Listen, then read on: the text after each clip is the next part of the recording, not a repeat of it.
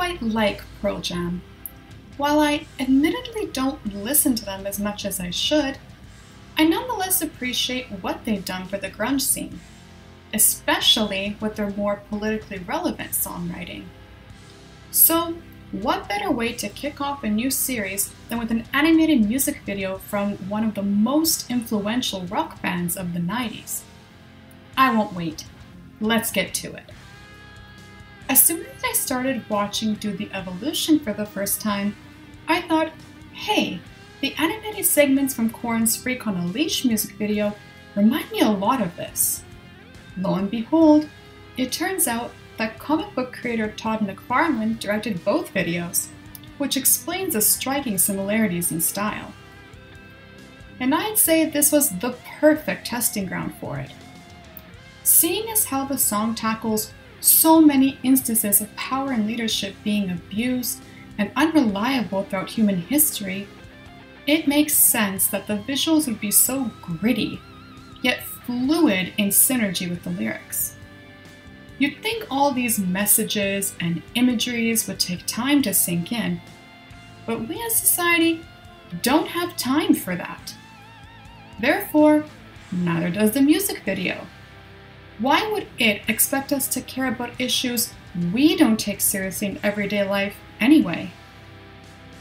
The point is that no matter where we are on the timeline, what we're capable of, and what we're blessed with, the worst aspects of our primal instincts override everything we should be grateful to know and have the opportunity to learn.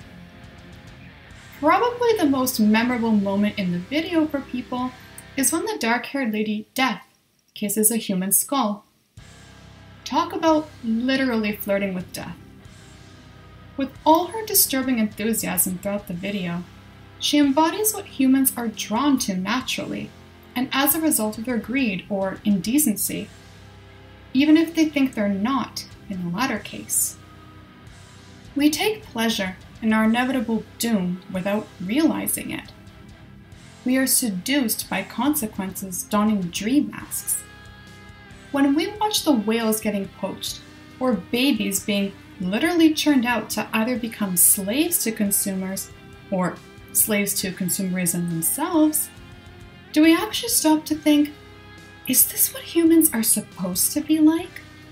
Are we not able to redefine the human condition? Of course not.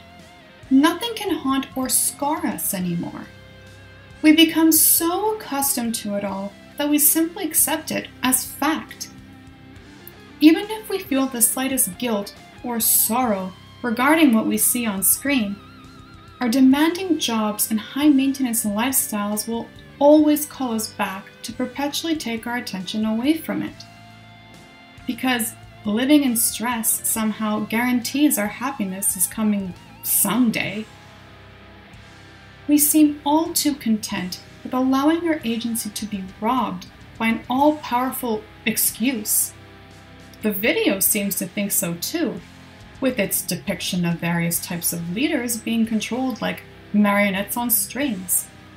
But then, no one else exercises their inherent leadership to do anything about that, at least to some capacity. Do people really have that little faith in collective power? Since no one else will say it, then allow me to collect everyone's thoughts and throw them in an echo chamber. That would be a resounding yes. We follow the crowd in being too concerned with securing our own lives, actually making life harder in the process. Instead of getting the crowd to advocate for societal improvements more of us can maintain for as long as possible. That's what we get for fighting all our lives to achieve or keep things that really only provide short-term gratification and long-term agony. PearlJam's Do the Evolution music video did not predict the future. It established what the norm is, and thus what always will be, no matter what. And we have yet to prove it wrong.